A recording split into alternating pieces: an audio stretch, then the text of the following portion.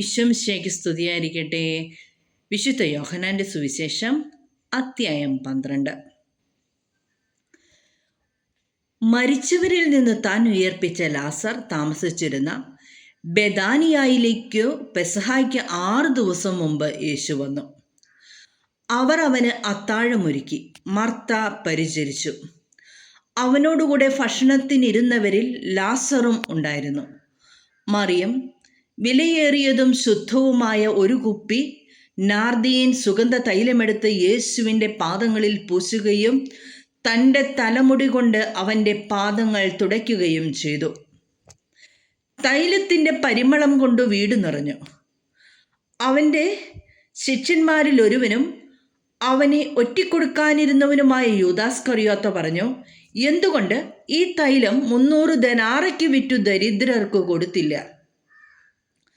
അവൻ ഇത് പറഞ്ഞത് അവന് ദരിദ്രരോട് പരിഗണന ഉണ്ടായിരുന്നത് കൊണ്ടല്ല, പ്രത്യുത അവൻ ഒരു കള്ളനായിരുന്നത് കൊണ്ടും പണസഞ്ചി അവൻ്റെ കയ്യിലായിരുന്നത് കൊണ്ടും അതിൽ വീഴുന്നതിൽ നിന്ന് അവൻ എടുത്തിരുന്നത് കൊണ്ടുമാണ്. യേശു പറഞ്ഞു, അവളെ തടയേണ്ട. എൻ്റെ ശവസംസ്കാരത്തിനായി ഇത് ചെയ്തുവെന്ന് അവൾ കരുതിക്കൊള്ളട്ടെ.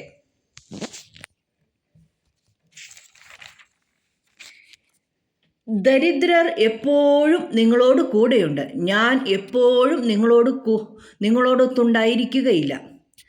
അവൻ അവിടെ ഉണ്ടെന്നറിഞ്ഞ് വലിയ ഒരു ഗണം യഹൂദർ അവിടേക്ക് വന്നു. അവർ വന്നത് യേശുവിനെ ഉദ്ദേശിച്ചു മാത്രമല്ല, അവൻ മരിച്ചവരിൽ നിന്ന് ഉയർപ്പിച്ച ലാസറിനെ കാണാൻ കൂടിയാണ്. ലാസറിനെ കൂടി കൊല്ലാൻ പുരോഹിത പ്രമുഖന്മാർ ആലോചിച്ചു. എന്തെന്നാൽ അവൻ നിമിത്തം യഹൂദരിൽ വളരെ പേർ അവരെ വിട്ടു യേശുവിൽ വിശ്വസിച്ചിരുന്നു. രാജകീയ പ്രവേശനം. അടുത്ത ദിവസം തിരുനാളിന് വന്നുകൂടിയ ഒരു വലിയ ജനക്കൂട്ടം യേശു ജെറുസലേമിലേക്ക് വരുന്നെന്ന് കേട്ട് ഈന്തപ്പനയുടെ കൈകൾ എടുത്തുകൊണ്ട് അവനെ എതിരേൽക്കാൻ പുറപ്പെട്ടു.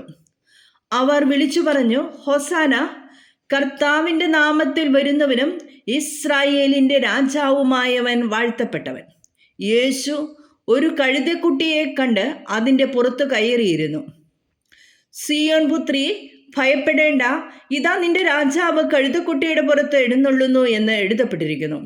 അവൻ്റെ ശിഷ്യന്മാർക്ക് ആദ്യം ഇത് മനസ്സിലായില്ല. എന്നാൽ യേശു മഹത്വം പ്രാപിച്ചപ്പോൾ അവനെപ്പറ്റി ഇക്കാര്യങ്ങൾ എഴുതപ്പെട്ടിരുന്നുവെന്നും അവനു വേണ്ടി ഇവയെല്ലാം ചെയ്തുവെന്നും അവർ അനുസ്മരിച്ചു. ലാസറിനെ മരിച്ചവരിൽ നിന്ന് ഉയർപ്പിച്ച അവസരത്തിൽ അവനോടൊപ്പമുണ്ടായിരുന്ന ജനക്കൂട്ടം അവന് സാക്ഷ്യം നൽകിയിരുന്നു.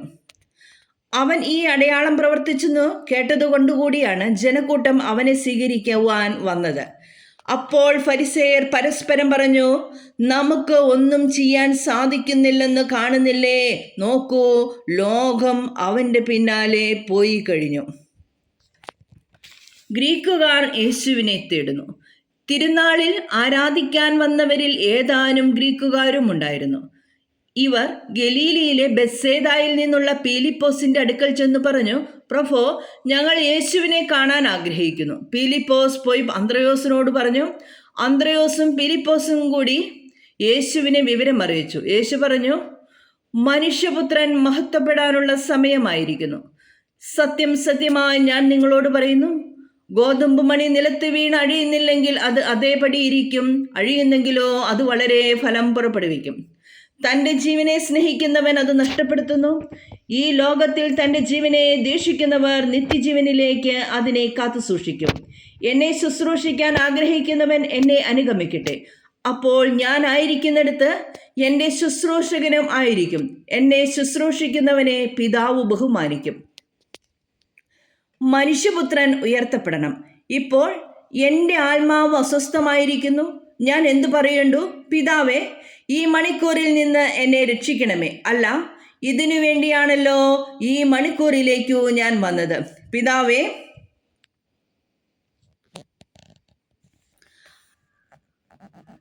അവിടെ വായിക്കാൻ പറ്റണില്ലല്ലോ, നോക്കട്ടെ കേട്ടോ.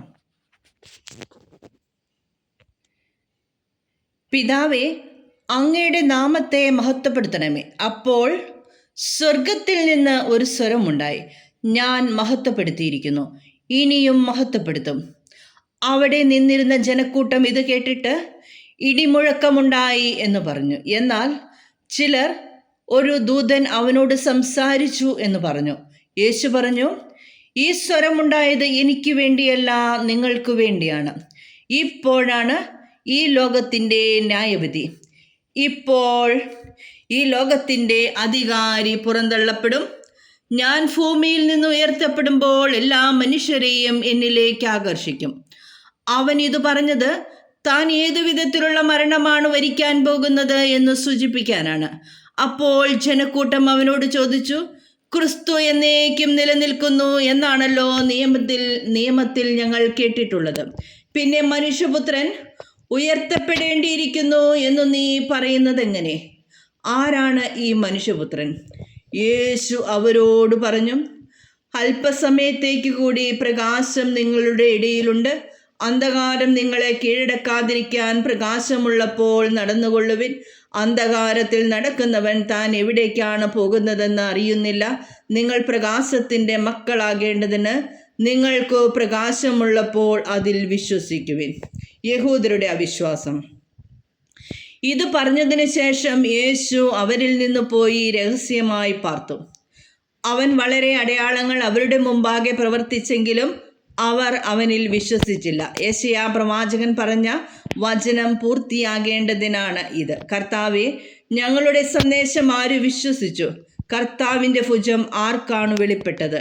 അതുകൊണ്ട് അവർക്ക് വിശ്വസിക്കാൻ കഴിഞ്ഞില്ല. യെശയ്യാ വീണ്ടും പറഞ്ഞിരിക്കുന്നു, അവർ തങ്ങളുടെ കണ്ണുകൾ കൊണ്ട് കാണുകയും ഹൃദയം കൊണ്ട് ഗ്രഹിക്കുകയും അങ്ങനെ അവർ എന്നിലേക്ക് തിരിഞ്ഞ് ഞാൻ അവരെ സുഖപ്പെടുത്തുകയും ചെയ്യാതിരിക്കേണ്ടതിന് അവിടുന്ന് അവരുടെ കണ്ണുകളെ അന്ധമാക്കുകയും ഹൃദയത്തെ കഠിനമാക്കുകയും ചെയ്തു.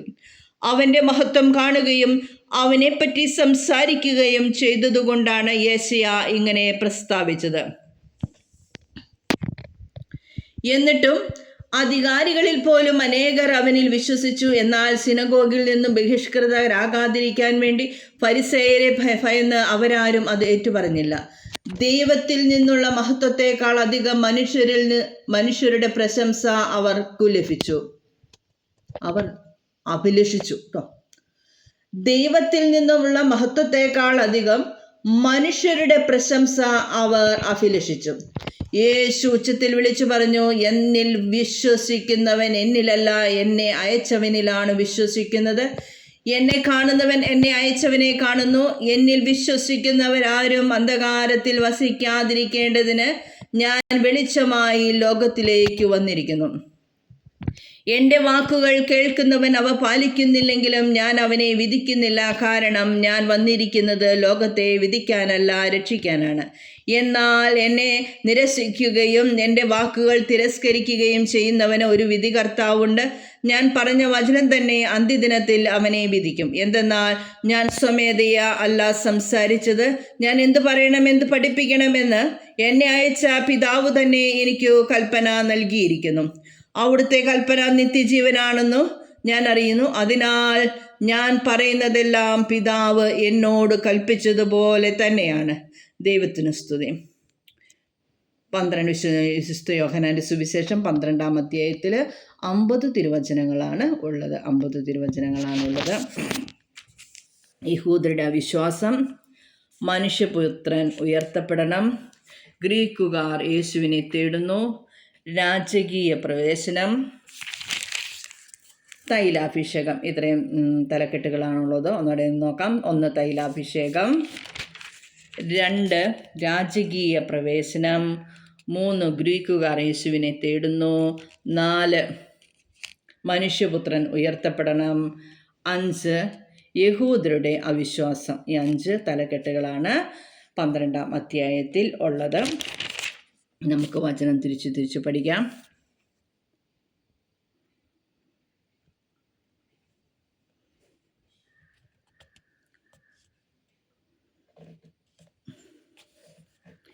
തൈലാഭിഷേകം എന്ന ഭാഗം മത്തായിയുടെ സുവിശേഷം 26-ാം അധ്യായം 6 മുതൽ 13 വരെയും മർക്കോസിൻ്റെ സുവിശേഷം 14-ാം അധ്യായം 3 മുതൽ 9 വരെയും രേഖപ്പെടുത്തിയിട്ടുണ്ടെന്നാണ് ഇവിടെ പരാമർശിച്ചിരിക്കുന്നത് കേട്ടോ.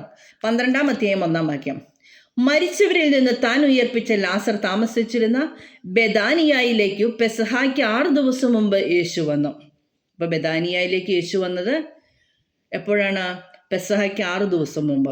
മരിച്ചവരിൽ നിന്ന് താൻ ഉയർപ്പിച്ച ലാസർ താമസിച്ചിരുന്ന ബെഥാനിയായിലേക്ക് പെസഹായ്ക്ക് 6 ദിവസം മുമ്പ് യേശു വന്നു. 2-ാമത്തെ വാക്യം.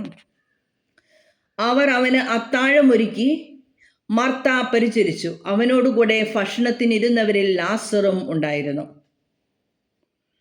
അവർ അവന് അത്താഴമൊരുക്കി മർത്ത പരിചരിച്ചു. അവനോടുകൂടെ ഭക്ഷണത്തിനിരുന്നവരിൽ ലാസറും ഉണ്ടായിരുന്നു. 3-ാം തിരുവചനം.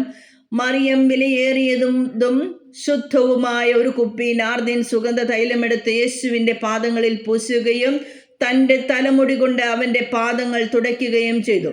തൈലത്തിൻ്റെ പരിമളം കൊണ്ട് വീട് നിറഞ്ഞു. 3-ാം തിരുവചനം ഒന്നുകൂടെ വായിക്കാം. മറിയം വിലയേറിയതും ശുദ്ധവുമായ ഒരു കുപ്പി നാർദീൻ സുഗന്ധ തൈലമെടുത്ത് യേശുവിൻ്റെ പാദങ്ങളിൽ പൂശുകയും തൻ്റെ തലമുടി കൊണ്ട് അവൻ്റെ പാദങ്ങൾ തുടയ്ക്കുകയും ചെയ്തു. തൈലത്തിൻ്റെ പരിമളം കൊണ്ട് വീട് നിറഞ്ഞു. ഇനി 4-ാം തിരുവചനം. അവൻ്റെ ശിഷ്യന്മാരിൽ ഒരുവനും അവനെ ഒറ്റിക്കൊടുക്കാനിരുന്നവനുമായി യൂദാസ് ഇസ്കറിയോത്ത പറഞ്ഞു, എന്തുകൊണ്ട്? 5-ാം തിരുവചനം. എന്തുകൊണ്ട് ഈ തൈലം 300 ദെനാറയ്ക്ക് വിറ്റു ദരിദ്രർക്ക് കൊടുത്തില്ല? 5-ാം തിരുവചനത്തെ കുറിച്ച് താഴെ എന്തോ പരാമർശിച്ചിട്ട് നോക്കാം. 5-12. ഒരു ദെനാറ ഒരു ദിവസത്തെ ജോലിയുടെ കൂലിയാണ്. ഒരു ദിവസത്തെ ജോലിയുടെ കൂലിയാണ് ഒരു ദെനാറ. അപ്പോൾ 200 ദെനാറയ്ക്ക് വിറ്റാറ് എത്ര പേർക്ക് ഒരു നേരത്തെ ഒരു ദിവസത്തെ ആഹാരത്തിനുള്ളത് കൊടുക്കാമെന്നായിരിക്കും ചിന്തിച്ചത്. അപ്പം നോക്കാം താഴെ. 6-ാം തിരുവചനം. അവൻ ഇത് പറഞ്ഞത് അവന് ദരിദ്രരോട് പരിഗണന ഉണ്ടായിരുന്നത് കൊണ്ടല്ല, പ്രത്യുത അവൻ ഒരു കള്ളനായിരുന്നത് കൊണ്ടും പണസഞ്ചി അവൻ്റെ കയ്യിലായിരുന്നത് കൊണ്ടും അതിൽ വീഴുന്നതിൽ നിന്ന് അവൻ എടുത്തിരുന്നത് കൊണ്ടുമാണ്. 6-ാം തിരുവചനം ഒന്നുകൂടെ കേൾക്കാം. അവൻ ഇത് പറഞ്ഞത് അവന് ദരിദ്രരോട് പരിഗണന ഉണ്ടായിരുന്നത് കൊണ്ടല്ല, പ്രത്യുത അവൻ ഒരു കള്ളനായിരുന്നത് കൊണ്ടും പണസഞ്ചി അവൻ്റെ കയ്യിലായിരുന്നത് കൊണ്ടും അതിൽ വീഴുന്നതിൽ നിന്ന് അവൻ എടുത്തിരുന്നത് കൊണ്ടുമാണ്. 7-ാം തിരുവചനം.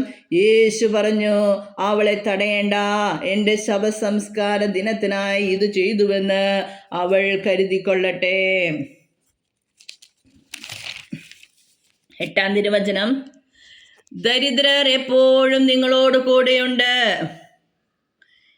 ഞാൻ എപ്പോഴും നിങ്ങളോടൊത്തുണ്ടായിരിക്കുകയില്ല. 8-ാം തിരുവചനത്തെക്കുറിച്ച് താഴെ പരാമർശിച്ചിരിക്കുന്നത് 12:8 നിയമാവർത്തനം 15-ാം അധ്യായം 11-ാം വാക്യത്തിൽ രേഖപ്പെടുത്തിയിട്ടുണ്ടെന്നാണ് ഇവിടെ പരാമർശിച്ചിരിക്കുന്നത്. അടുത്ത തിരുവചനം 9. അവൻ അവിടെയുണ്ടെന്നറിഞ്ഞ് വലിയ ഒരു ഗണം യഹൂദർ അവിടേക്ക് വന്നു. അവർ വന്നത് യേശുവിനെ ഉദ്ദേശിച്ചു മാത്രമല്ല, അവൻ മരിച്ചവരിൽ നിന്നുയർപ്പിച്ച ലാസറിനെ കാണാൻ കൂടിയാണ്. 9-ാം തിരുവചനമാണ്. അവൻ അവിടെയുണ്ടെന്നറിഞ്ഞ് വലിയ ഒരു ഗണം യഹൂദർ അവിടേക്ക് വന്നു. അവർ വന്നത് യേശുവിനെ ഉദ്ദേശിച്ചു മാത്രമല്ല, അവൻ മരിച്ചവരിൽ നിന്നുയർപ്പിച്ച ലാസറിനെ കാണാൻ കൂടിയാണ്. 10-ാം തിരുവചനം. ലാസറിനെ കൂടി കൊല്ലാൻ പുരോഹിത പ്രമുഖന്മാർ ആലോചിച്ചു. 11-ാം തിരുവചനം. എന്തെന്നാൽ അവൻ നിമിത്തം യഹൂദരിൽ വളരെ പേർ അവരെ വിട്ടു യേശുവിൽ വിശ്വസിച്ചിരുന്നു. അപ്പം ലാസറിനെ ഉയർപ്പിച്ചതിനാൽ ധാരാളം യഹൂദരെ യേശുവിൽ വിശ്വസിച്ചിരുന്നു. അപ്പോൾ അത് പുരോഹിത പ്രമുഖന്മാർക്ക് സഹിക്കാൻ കഴിഞ്ഞില്ല. അതുകൊണ്ട് ലാസറിനെ കൂടി കൊല്ലാൻ അവർ ആഗ്രഹിച്ചു. യേശുവിനെ കൊല്ലുന്നു ഒപ്പം തന്നെ അവർ ആഗ്രഹിച്ചിരുന്നു എന്നാണ് രേഖപ്പെടുത്തിയിരിക്കുന്നത്. രാജകീയ പ്രവേശനം. അടുത്ത തലക്കെട്ടാണ് രാജകീയ പ്രവേശനം. 1-ാമത്തെ തലക്കെട്ടിന് താഴെ തൈലാഭിഷേകത്തിന് താഴെ 11:1 മുതൽ 11 വരെയുള്ള തിരുവചന ഭാഗങ്ങളാണുള്ളത്. ഇനി രാജകീയ പ്രവേശനം. മത്തായിയുടെ സുവിശേഷം 21-ാം അധ്യായം 1 മുതൽ 11 വരെയും, മർക്കോസിന്റെ സുവിശേഷം 11-ാം അധ്യായം 1 മുതൽ 11 വരെയും, ലൂക്കായുടെ സുവിശേഷം 19-ാം അധ്യായം 28 മുതൽ 40 വരെയും രേഖപ്പെടുത്തിയിട്ടുണ്ടെന്നാണ് എഴുതിയിരിക്കുന്നത്. അപ്പോൾ നോക്കിക്കേ, ഈ രാജകീയ പ്രവേശനം എല്ലാ സുവിശേഷകന്മാരും രേഖപ്പെടുത്തിയിട്ടുണ്ട് കേട്ടോ. അടുത്ത ദിവസം ഇപ്പോൾ എല്ലാവരും രേഖപ്പെടുത്തിയിട്ടുണ്ടെങ്കിലും രേഖപ്പെടുത്തിയിരിക്കുന്ന വാക്കുകളിൽ ചെറിയ അർത്ഥമൊക്കെ ആശയമൊക്കെ ഒന്ന് തന്നെയാണെങ്കിൽ ചെറിയ ചെറിയ വ്യത്യാസമുണ്ട്. ലോഗോസ് ക്വിസിന് പഠിക്കുമ്പോൾ ഈ യോഹന്നാൻ്റെ സുവിശേഷത്തിലെ വാക്കുകൾ തന്നെ ചോദ്യം ചോദിക്കുമ്പോൾ ഉത്തരം പറഞ്ഞാലേ മാർക്ക് തരുള്ളൂ. അടുത്ത ദിവസം 12-ാം തിരുവചനം, അടുത്ത ദിവസം തിരുനാളിന് വന്നുകൂടിയ ഒരു വലിയ ജനക്കൂട്ടം യേശു ജെറുസലേമിലേക്ക് വരുന്നെന്ന് കേട്ട് 13-ാം വാക്യം, ഈന്തപ്പനയുടെ കൈകൾ എടുത്തുകൊണ്ട് അവനെ എതിരേൽക്കാൻ പുറപ്പെട്ടു. അവർ വിളിച്ചു പറഞ്ഞു, ഹോസാന, കർത്താവിൻ്റെ നാമത്തിൽ വരുന്നവനും ഇസ്രായേലിൻ്റെ രാജാവുമായവൻ വാഴ്ത്തപ്പെട്ടവൻ. അതങ്ങനെ തന്നെ പഠിക്കാം. ഹോസാന, കർത്താവിൻ്റെ നാമത്തിൽ വരുന്നവനും ഇസ്രായേലിൻ്റെ രാജാവുമായവൻ വാഴ്ത്തപ്പെട്ടവൻ. 14-ാം തിരുവചനം, യേശു ഒരു കഴുതക്കുട്ടിയെ കണ്ട് അതിൻ്റെ പുറത്ത് കയറിയിരുന്നു. യേശു ഒരു കഴുതക്കുട്ടിയെ കണ്ട് അതിൻ്റെ പുറത്തു കയറിയിരുന്നു എന്നാണ് ഇവിടെ രേഖപ്പെടുത്തിയിരിക്കുന്നത്. 15-ാം വാക്യം, സിയോൻ പുത്രി ഭയപ്പെടേണ്ട, ഇതാ നിന്റെ രാജാവ് കഴുതക്കുട്ടിയുടെ പുറത്തെഴുന്നള്ളുന്നു എന്ന് എഴുതപ്പെട്ടിരിക്കുന്നു. അപ്പം നോക്കിയേ, ഈ 13-ഉം 12-ഉം ഒക്കെ ഹോസാനയൊക്കെ വേറെ എവിടെയെങ്കിലും കാണുമല്ലോ. താഴെ നോക്കാം. 11-ാം അധ്യായം 12-ാം വാക്യത്തെക്കുറിച്ച് 12-ാം അധ്യായം 13-ാം വാക്യത്തെക്കുറിച്ച് സങ്കീർത്തന പുസ്തകങ്ങൾ 118-ലും 26-ാം അധ്യായത്തിലും 27-ാം വാക്യത്തിലും ഉണ്ടെന്നാണ്. സങ്കീർത്തനം 118-ാം അധ്യായത്തിലും കോമയിലോട്ടാക്കണേ 118-ാം അധ്യായത്തിൽ 26-ാം വാക്യത്തിലും 27-ാം വാക്യത്തിലും രേഖപ്പെടുത്തിയിട്ടുണ്ടെന്നാണ് പറഞ്ഞത്. അതായത് ഹോസാന 13-ാം വാക്യമില്ലേ, ഈന്തപ്പനയുടെ കൈകൾ എടുത്തുകൊണ്ട് അവനെ എതിരേൽക്കാൻ പുറപ്പെട്ടു. അവർ വിളിച്ചു പറഞ്ഞു, ഹോസാന, കർത്താവിൻ്റെ നാമത്തിൽ വരുന്നവനും ഇസ്രായേലിൻ്റെ രാജാവുമായോ വാഴ്ത്തപ്പെട്ടവൻ. ഇനി 15-ാം തിരുവചനത്തെക്കുറിച്ച്, സിയോൻ പുത്രി ഭയപ്പെടേണ്ട, നിന്റെ രാജാവ് കഴുതക്കുട്ടിയുടെ പുറത്ത് എഴുന്നള്ളുന്നു എന്ന് എഴുതപ്പെട്ടിരിക്കുന്നു. അത് സക്കറിയ പ്രവാചകനാൻ്റെ പുസ്തകത്തിലാണ് രേഖപ്പെടുത്തിയിരിക്കുന്നത്. സക്കറിയ 9:9 അത് രേഖപ്പെടുത്തിയിട്ടുണ്ടെന്നാണ് ഇവിടെ പരാമർശിച്ചിരിക്കുന്നത്. ഇനി അടുത്തത് തിരുവചനം നോക്കാം. 16-ാം തിരുവചനം, അവൻ്റെ ശിഷ്യന്മാർക്ക് ആദ്യം ഇത് മനസ്സിലായില്ല. എന്നാൽ യേശു മഹത്വം പ്രാപിച്ചപ്പോൾ അവനെപ്പറ്റി ഇക്കാര്യങ്ങൾ എഴുതപ്പെട്ടിരുന്നുവെന്നും അവന് വേണ്ടി ഇവയെല്ലാം ചെയ്തുവെന്നും അവർ അനുസ്മരിച്ചു. ഇനി 17-ാം വാക്യം, ലാസറിനെ മരിച്ചവരിൽ നിന്ന് ഉയർപ്പിച്ച അവസരത്തിൽ അവനോടൊപ്പം ഉണ്ടായിരുന്ന ജനക്കൂട്ടം അവന് സാക്ഷ്യം നൽകിയിരുന്നു. 18-ാം തിരുവചനം, അവൻ ഈ അടയാളം പ്രവർത്തിച്ചെന്നു കേട്ടതുകൊണ്ടുകൂടിയാണ് ജനക്കൂട്ടം അവനെ സ്വീകരിക്കുവാൻ വന്നത്. 19-ാം തിരുവചനം, അപ്പോൾ ഫരിസേയർ പരസ്പരം പറഞ്ഞു, നമുക്കൊന്നും ചെയ്യാൻ സാധിക്കുന്നില്ലെന്ന് കാണുന്നില്ലേ? നോക്കൂ, ലോകം അവൻ്റെ പിന്നാലെ പോയി കഴിഞ്ഞു. ഗ്രീക്കുകാർ യേശുവിനെ തേടുന്നു. തിരുനാളിൽ ആരാധിക്കാൻ വന്നവരിൽ 20-ാം തിരുവചനം, തിരുനാളിൽ ആരാധിക്കാൻ വന്നവരിൽ ഏതാനും ഗ്രീക്കുകാരും ഉണ്ടായിരുന്നു. 21-ാം തിരുവചനം, ഗലീലയിലെ ബെത്സേദയിൽ നിന്നുള്ള ഫിലിപ്പോസിൻ്റെ അടുക്കൽ ചെന്ന് പറഞ്ഞു, പ്രഭോ, ഞങ്ങൾ യേശുവിനെ കാണാൻ ആഗ്രഹിക്കുന്നു. ഇവർ ഗലീല, അപ്പം ഗ്രീക്കുകാർ ഗലീലയിലെ ബെത്സേദയിൽ നിന്നുള്ള ഫിലിപ്പോസിൻ്റെ അടുക്കൽ ചെന്ന് പറഞ്ഞു, പ്രഭോ, ഞങ്ങൾ യേശുവിനെ കാണാൻ ആഗ്രഹിക്കുന്നു. 22-ാം തിരുവചനം, ഫിലിപ്പോസ് പോയി അന്ത്രയോസിനോട് പറഞ്ഞു. അന്ത്രയോസും ഫിലിപ്പോസും കൂടി യേശുവിനെ വിവരം അറിയിച്ചു. 23-ാം തിരുവചനം, യേശു പറഞ്ഞു, മനുഷ്യപുത്രൻ മഹത്വപ്പെടാനുള്ള സമയമായിരിക്കുന്നു. 24-ാം തിരുവചനം, സത്യം സത്യമായി ഞാൻ നിങ്ങളോട് പറയുന്നു, ഗോതമ്പ് മണി നിലത്ത് വീണഴിയുന്നില്ലെങ്കിൽ അത് അതേപടി ഇരിക്കും, അഴിയുന്നെങ്കിലോ അത് വളരെ ഫലം പുറപ്പെടുവിക്കും. 12:24 കുറിച്ച് 1 കൊരിന്തോസ് എന്ന ലേഖനം 15-ാം അധ്യായം 36-ാം തിരുവചനത്തിൽ രേഖപ്പെടുത്തിയിട്ടുണ്ടെന്നാണ് ഇവിടെ പരാമർശിച്ചിരിക്കുന്നത്. ഇനി 25-ാം തിരുവചനം എന്താണെന്ന് നോക്കാം. തൻ്റെ ജീവനെ സ്നേഹിക്കുന്നവർ അത് നഷ്ടപ്പെടുത്തുന്നു. ഈ ലോകത്തിൽ തൻ്റെ ജീവനെ ദ്വേഷിക്കുന്നവൻ അത് നിത്യജീവനിലേക്ക് അതിനെ കാത്തു സൂക്ഷിക്കും. 25-ാം തിരുവചനത്തെക്കുറിച്ച് 12:25 കുറിച്ച് മത്തായിയുടെ സുവിശേഷം 10-ാം അധ്യായം 39-ാം വാക്യത്തിലും, മർക്കോസിൻ്റെ സുവിശേഷം 8:35-ലും, ലൂക്കായുടെ സുവിശേഷം 9:24-ലും, 9-ാം അധ്യായം 24-ാം വാക്യത്തിലും, 14-ാം അധ്യായം 26-ാം വാക്യത്തിലും 17-ാം അധ്യായം 33-ലും രേഖപ്പെടുത്തിയിട്ടുണ്ടെന്നാണ് ഇവിടെ പരാമർശിച്ചിരിക്കുന്നത്. ഇനി 26-ാം തിരുവചനം എന്താണെന്ന് നോക്കാം. എന്നെ ശുശ്രൂഷിക്കാൻ ആഗ്രഹിക്കുന്നവൻ എന്നെ അനുഗമിക്കട്ടെ, അപ്പോൾ ഞാൻ ആയിരിക്കുന്നിടത്ത് എൻ്റെ ശുശ്രൂഷകനുമായിരിക്കും. എന്നെ ബഹുമാനിക്കുന്നവനെ പിതാവ് ബഹുമാനിക്കും. അപ്പം നോക്കിക്കേ, രാജകീയ പ്രവേശനം എന്ന തലക്കെട്ടിന് താഴെ 12 മുതൽ 26 വരെയുള്ള തിരുവചന ഭാഗങ്ങളാണ് ഉള്ളത്. മനുഷ്യപുത്രൻ ഉയർത്തപ്പെടണം എന്നതാണ് അടുത്ത തലക്കെട്ട്, അടുത്ത ശീർഷകം. നോക്കിക്കേ, 27-ാം വാക്യം. ഇപ്പോൾ എൻ്റെ ആത്മാവ് അസ്വസ്ഥമായിരിക്കുന്നു, ഞാൻ എന്തു പറയേണ്ടു? പിതാവേ, ഈ മണിക്കൂറിൽ നിന്ന് എന്നെ രക്ഷിക്കണമേ. അല്ല, ഇതിനു വേണ്ടിയാണല്ലോ ഈ മണിക്കൂറിലേക്കു ഞാൻ വന്നത്. ഇനി 28-ാം തിരുവചനം. പിതാവേ, അങ്ങയുടെ നാമത്തെ മഹത്വപ്പെടുത്തണമേ. അപ്പോൾ സ്വർഗത്തിൽ നിന്നൊരു സ്വരമുണ്ടായി, ഞാൻ മഹത്വപ്പെടുത്തിയിരിക്കുന്നു, ഇനിയും മഹത്വപ്പെടുത്തും.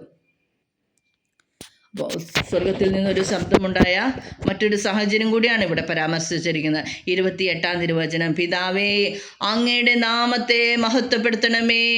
അപ്പോൾ സ്വർഗത്തിൽ നിന്ന് ഒരു സ്വരമുണ്ടായി, ഞാൻ മഹത്വപ്പെടുത്തിയിരിക്കുന്നു, ഇനിയും മഹത്വപ്പെടുത്തും. ഇനി 28-ാം തിരുവചനത്തെക്കുറിച്ച് താഴെ എന്നെ പരാമർശിച്ചിരിക്കുന്നതെന്ന് നോക്കാം. മർക്കോസിൻ്റെ സുവിശേഷം 1-ാം അധ്യായം 11-ാം വാക്യത്തിലും 9-ാം അധ്യായം 7-ാം തിരുവചനത്തിലും രേഖപ്പെടുത്തിയിട്ടുണ്ടെന്നാണ് ഇവിടെ പരാമർശിച്ചിരിക്കുന്നത്. നമുക്കിനി ബാക്കി വായിക്കാം. 29-ാം തിരുവചനം. അവിടെ നിന്നിരുന്ന ജനക്കൂട്ടം ഇത് കേട്ടിട്ട് ഇടിമുഴക്കമുണ്ടായി എന്ന് പറഞ്ഞു. എന്നാൽ ചിലർ ഒരു ദൂതൻ അവനോട് സംസാരിച്ചു എന്ന് പറഞ്ഞു. 30-ാം തിരുവചനം. യേശു പറഞ്ഞു, ഈ സ്വരമുണ്ടായത് എനിക്ക് വേണ്ടിയല്ല, നിങ്ങൾക്ക് വേണ്ടിയാണ്. 31-ാം തിരുവചനം. ഇപ്പോഴാണ് ഈ ലോകത്തിൻ്റെ ന്യായവിധി, ഇപ്പോൾ ഈ ലോകത്തിൻ്റെ അധികാരി പുറന്തള്ളപ്പെടും. 32-ാം തിരുവചനം. ഞാൻ ഭൂമിയിൽ നിന്ന് ഉയർത്തപ്പെടുമ്പോൾ എല്ലാ മനുഷ്യരെയും എന്നിലേക്ക് ആകർഷിക്കും. തിരുവചനം. നമുക്ക് പാപികളുടെ മാനസാന്തരത്തിന് വേണ്ടി ഈ വചനം പറഞ്ഞ് നമുക്ക് പ്രാർത്ഥിക്കാവുന്നതാണ് കേട്ടോ. ഞാൻ ഭൂമിയിൽ നിന്ന് ഉയർത്തപ്പെടുമ്പോൾ എല്ലാ മനുഷ്യരെയും എന്നിലേക്ക് ആകർഷിക്കും. 32-ാം തിരുവചനമാണ്.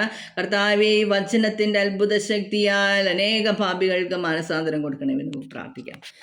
12:32 യോഹന്നാൻ്റെ സുവിശേഷം 3-ാം അധ്യായം 14-ാം വാക്യം, 8-ാം അധ്യായം 28-ാം വാക്യത്തിലും രേഖപ്പെടുത്തിയിട്ടുണ്ടെന്നാണ് ഇവിടെ പരാമർശിച്ചിരിക്കുന്നത്. ഇനി 33-ാം തിരുവചനം. അവൻ ഇത് പറഞ്ഞത് താൻ ഏതു വിധത്തിലുള്ള മരണമാണ് വരിക്കാൻ പോകുന്നതെന്ന് സൂചിപ്പിക്കാനാണ്. 34-ാം തിരുവചനം. അപ്പോൾ നോക്കിക്കേ, യേശു ഏത് വിധത്തിലുള്ള മരണമാണ് വരിക്കാൻ പോകുന്നതെന്ന് മനസ്സിലാക്കിയിട്ടാണ് ഭൂമിയിൽ നിന്ന് ഉയർത്തപ്പെടുമ്പോൾ എല്ലാ മനുഷ്യരെയും എന്നിലേക്ക് ആകർഷിക്കുമെന്ന് പരാമർശിച്ചിരിക്കുന്നത്. അതായത് ഈശോ പീഡസഹിച്ച് കുരിശിൽ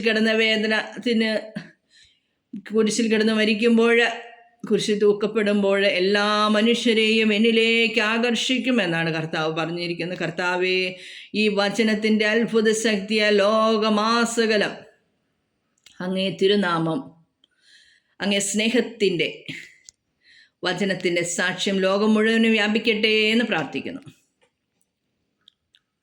34-ാം തിരുവചനം. അപ്പോൾ ജനക്കൂട്ടം അവനോട് ചോദിച്ചു, ക്രിസ്തു എന്നേക്ക് നിലനിൽക്കുന്നു എന്നാണല്ലോ നിയമത്തിൽ ഞങ്ങൾ കേട്ടിട്ടുള്ളത്, പിന്നെ മനുഷ്യപുത്രൻ ഉയർത്തപ്പെടേണ്ടിയിരിക്കുന്നു എന്ന് നീ പറയുന്നത് എങ്ങനെ? ആരാണ് ഈ മനുഷ്യപുത്രൻ? 34-ാം തിരുവചനത്തെക്കുറിച്ച് താഴെ പരാമർശിച്ചിരിക്കുന്നു. സങ്കീർത്തനം 110:4-ലും യെശയ്യാ 9:7-ലും എസെക്കിയേൽ പ്രവാചകന്റെ പുസ്തകം 37-ാം അധ്യായം 25-ാം വാക്യത്തിലും ദാനിയേൽ പ്രവാചകന്റെ പുസ്തകം 7-ാം അധ്യായം 14-ാം വാക്യത്തിലും രേഖപ്പെടുത്തിയിട്ടുണ്ടെന്നാണ് ഇവിടെ പരാമർശിച്ചിരിക്കുന്നത്. 12:34 കുറിച്ച്. ഇനി 35-ാം തിരുവചനം. യേശു അവരോട് പറഞ്ഞു, അല്പസമയത്തേക്ക് കൂടി പ്രകാശം നിങ്ങളുടെ ഇടയിലുണ്ട്. അന്ധകാരം നിങ്ങളെ കീഴടക്കാതിരിക്കാൻ പ്രകാശമുള്ളപ്പോൾ നടന്നുകൊള്ളുവിൻ. അന്ധകാരത്തിൽ നടക്കുന്നവൻ താൻ എവിടേക്കാണ് പോകുന്നതെന്ന് അറിയുന്നില്ല. 36-ാം തിരുവചനം. നിങ്ങൾ പ്രകാശത്തിൻ്റെ മക്കളാകേണ്ടതിന് നിങ്ങൾക്ക് പ്രകാശമുള്ളപ്പോൾ അതിൽ വിശ്വസിക്കുവിൻ. അത്രയാണ് ആ തലക്കെട്ട്. മനുഷ്യപുത്രൻ ഉയർത്തപ്പെടണം എന്ന തലക്കെട്ടിന് താഴെ 27 മുതൽ 36 വരെയുള്ള തിരുവചന ഭാഗങ്ങളാണുള്ളത്. ഇനി യഹൂദരുടെ അവിശ്വാസം. ഇത് പറഞ്ഞതിന് ശേഷം അപ്പം നോക്കിക്കേ, യഹൂദരുടെ അവിശ്വാസം 36-ാമത്തെ വാക്യത്തിൽ തന്നെയായിട്ടാണ് അവർ തുടർന്നതായിട്ട് കാണിക്കണേ. ഇത് പറഞ്ഞതിന് ശേഷം യേശു അവരിൽ നിന്ന് പോയി രഹസ്യമായി പാർത്തു.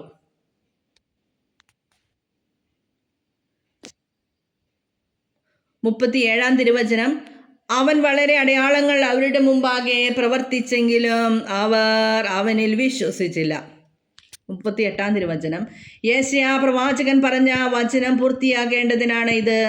കർത്താവേ, ഞങ്ങളുടെ സന്ദേശം ആര് വിശ്വസിച്ചു? കർത്താവിൻ്റെ ഭുജം ആർക്കാണ് വെളിപ്പെട്ടത്? ഇനി 38 തിരുവചനത്തെക്കുറിച്ച് താഴെ പരാമർശിച്ചിരിക്കുന്നത് എന്താണെന്ന് നോക്കാം. 12:38 യെശയ്യാ പ്രവാചകന്റെ പുസ്തകം 53 അധ്യായം 1 വാക്യത്തിലും റോമ 10:16 12:40 10:16 രേഖപ്പെടുത്തിയിട്ടുണ്ടെന്നാണ് ഇവിടെ പരാമർശിച്ചിരിക്കുന്നത്. ഇനി 12:32 12 അധ്യായം 39 വാക്യം. അതുകൊണ്ട് അവർക്ക് വിശ്വസിക്കാൻ കഴിഞ്ഞില്ല, യെശയ്യാ വീണ്ടും പറഞ്ഞിരിക്കുന്നു. ഇനി 40 തിരുവചനം. അവർ തങ്ങളുടെ കണ്ണുകൾ കൊണ്ട് കാണുകയും ഹൃദയം കൊണ്ട് ഗ്രഹിക്കുകയും അങ്ങനെ അവർ എന്നിലേക്ക് തിരിഞ്ഞ് ഞാൻ അവരെ സുഖപ്പെടുത്തുകയും ചെയ്യാതിരിക്കേണ്ടതിന് അവിടുന്ന് അവരുടെ കണ്ണുകളെ അന്ധമാക്കുകയും ഹൃദയത്തെ കഠിനമാക്കുകയും ചെയ്തു. 40 തിരുവചനത്തെക്കുറിച്ച് താഴെ പരാമർശിച്ചിരിക്കുന്ന യെശയ്യാ പ്രവാചകന്റെ പുസ്തകം 6:10 മത്തായിയുടെ സുവിശേഷം 13 അധ്യായം 14 തിരുവചനത്തിലും രേഖപ്പെടുത്തിയിട്ടുള്ളതാണ് പരാമർശിച്ചിരിക്കുന്നത്. 12:40 നമുക്കൊന്നുകൂടെ വായിക്കാം.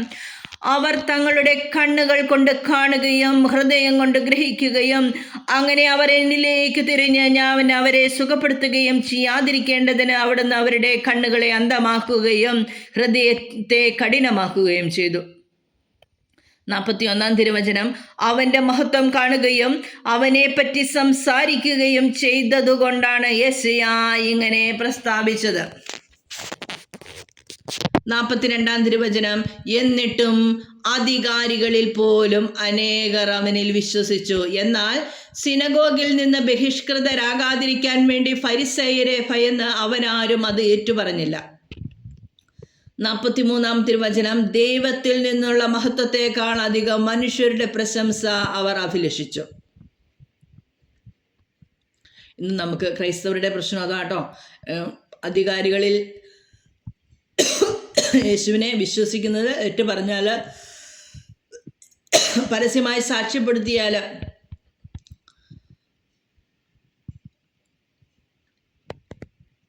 യേശുവിന് വേണ്ടി പരസ്യമായി സാക്ഷ്യം പറഞ്ഞാൽ പരിഹസിക്കുകയോ ഒറ്റപ്പെടുത്തുകയോ ചെയ്യുമെന്നോർത്ത് പലരും ഒതുങ്ങിക്കൂടി വിശ്വസിക്കാൻ സാധ്യതയുള്ളവരോട്